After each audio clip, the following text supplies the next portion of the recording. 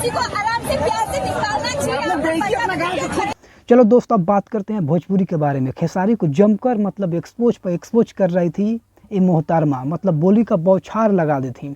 और फिर पहुंच जाती है एक स्टेज शो में जहां पहले से ही खेसारी लाल यादव का फैन भरल पड़ल था, मतलब भरल पड़ल था।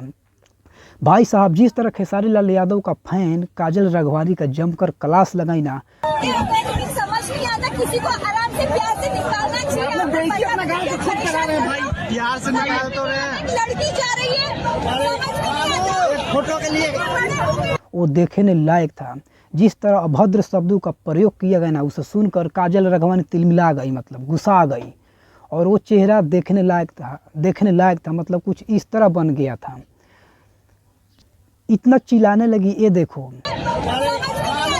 फोटो के लिए बोलने से पहले ही सोचना चाहिए था। खेसारी लाल यादव का फैन पूरा दुनिया में भरल पड़ल है और एकदम में दंग रह गई भीड़ देखकर।